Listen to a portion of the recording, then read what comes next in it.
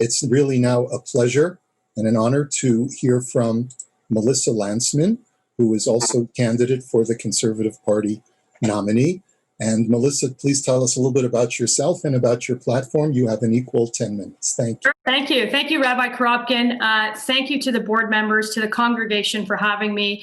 Thank you to MPP Marto for being here. Hag Sameach to everyone. And I hope by this time next year that we can do this in person. And then, of course, an enormous thanks, and one which I think we will do properly when the time comes, whenever that is, to Peter Kent, our champion over 12 years, who has been a remarkable advocate, a former boss of mine, a principled voice in the party, and now a friend. I've volunteered on his campaigns locally and from Ottawa, and I hope that if I'm successful that he returns the favor. So I'll spend some time tonight talking about, I think, what's at stake for our community, and then I'll tell you a little bit about me, because I don't know all of you, and you probably don't know me. And the job that we have ahead is to defeat Justin Trudeau's government, and whose decisions have forced me to understand that the responsibility for the next member of parliament for Thornhill, frankly, is much greater to the future of our community than ever before. And because the interests of our community are going to require somebody who is louder, who will challenge social conventions, and who is going to say, I demand to be heard. Our community is going to have to fight harder because there are fewer Jews in parliament, there are fewer Jews in cabinet, and there are fewer Jews speaking up against what is an increasing tidal wave of anti-Semitism, demarginalization, and denormalization. And everyone on this call tonight will know that an attack that happens in Israel or in downtown Paris matters. It matters to how we set the rules here. It matters to how we fund basic security for our synagogues and for our schools. And it matters because an attack on freedom of and religion anywhere in the world is an attack on all of us. And the next member of Thornhill, the next member from Thornhill, I should say, matters because, frankly, when all of our political parties didn't think it was a big deal to schedule a federal election on a Jewish holiday, we did it anyways. And I have never heard of Canada contemplate an election day on December 25th. Why? Because more Jews sitting in the very few seats in Ottawa need to speak up. I have spent my whole life fighting, and it might have been trying to enter a world that wasn't kind to a child of immigrants who didn't speak English. It might have been, like many of you on this call, who have experienced both the quiet and loud anti-Semitism and the reductionist assumptions of people in the room. It may have been when I was a young conservative on campus in our hate-fueled universities, sanctioned, I think, by the very people who are supposed to be introspective about the world or who are supposed to teach us that. What I'm not going to do is I'm not going to shrink from a fight. And I remember the next member of parliament from Thornhill has to show up to more fights. And I wish that wasn't the case. And if everything is going to be different in Canada than basic demography tells me it's going to be, then I would say that we have to elect the nicest person or the most connected person, or frankly, the next in line. But I don't think that's the case. The next member of parliament needs to sharpen a stick and fight for those who support Jews in this country and those who support Israel in this country, because the cause is getting tougher and not easier. And here's the thing that I think about being a Jewish person in Canada today. I think they'll smile to my face. I think they'll invite me to their big event. And I think they'll call me an ally. And when the doors close, they will vote against my interests. That's the thing that we need to fight. And that's the kind of voice, I think, that goes to Ottawa from Thornhill. Why is it, do you think, that a Canadian born in Jerusalem, Canada, notionally a country that supports Israel and Jews with Israeli heritage, the word Jerusalem is incompatible with the Canadian passport? Why? Because nobody has ever stood up and demanded it. And I think that we've been too quiet for too long, and I think the stakes are high. A few years before I was born, Joe Clark promised to move the embassy to Jerusalem. I've been there, and I know where it is. And if we want an embassy in Israel's true capital, we're going to need a strong member of caucus who will not be quiet about a negotiation and who is willing to shame every member of caucus before there is going to be 100 reasons why we can't do it on the first day of a newly elected government. That's why it didn't happen the last time our party promised it in 1979, well before Donald Trump did. And as a staffer, this is someone who worked in Ottawa, I saw the interests of our community get betrayed. And I couldn't say anything because I wasn't elected. And I saw that when people lost it in the room, and I saw the cost of silence, and I saw the cost of not having someone with their name on the ballot who forced the issue when it got uncomfortable.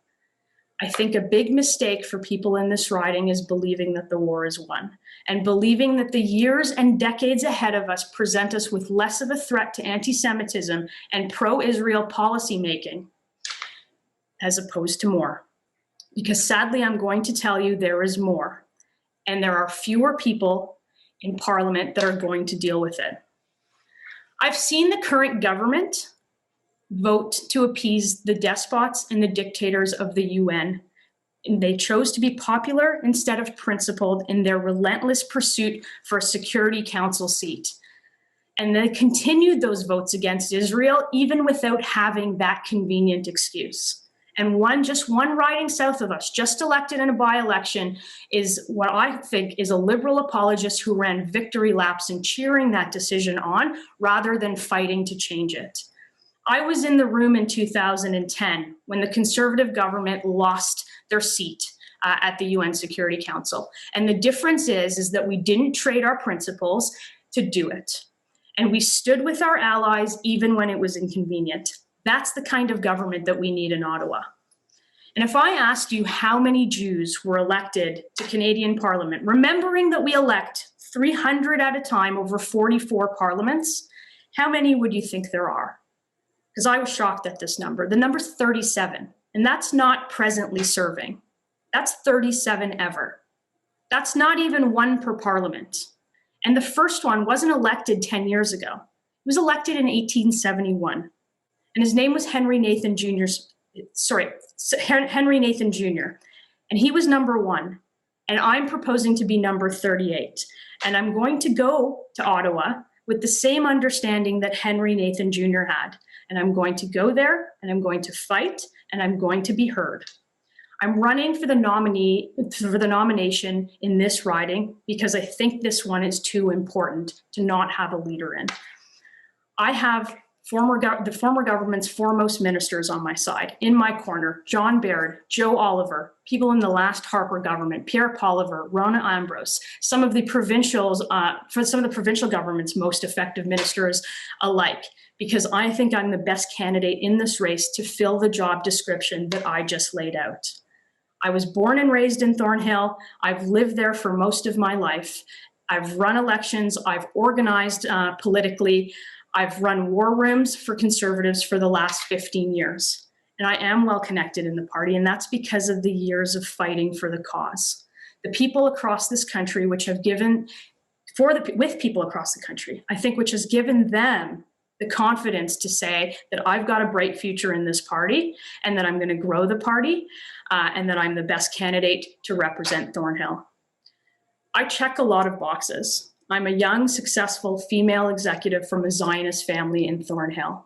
I'm the favorite grandchild of a guy who started a pretty iconic small business that now lives in Thornhill, and that's My Zadie's Pizza. I'm one of the grandchildren that can actually say that's My Zadie. And he came to this country with the understanding that he was going to give me a better life than the one I had, and that's exactly what I want to do for the future generation.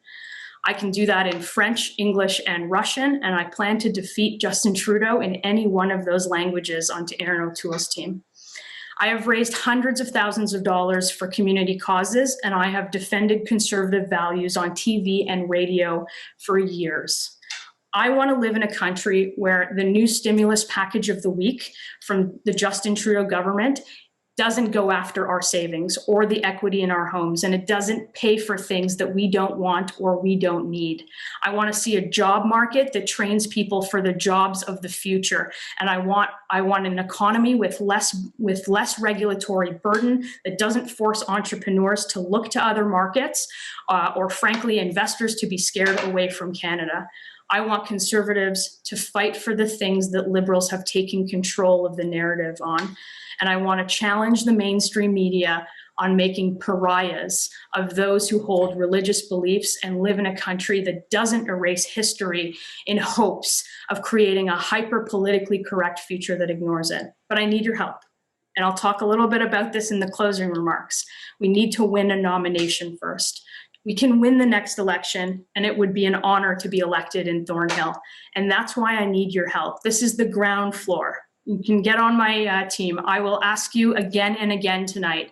That's the first step. And then we win the election to the House. And then we form a national government in this country that supports Jews and Israel and a future where the next generation can do more and better than the last.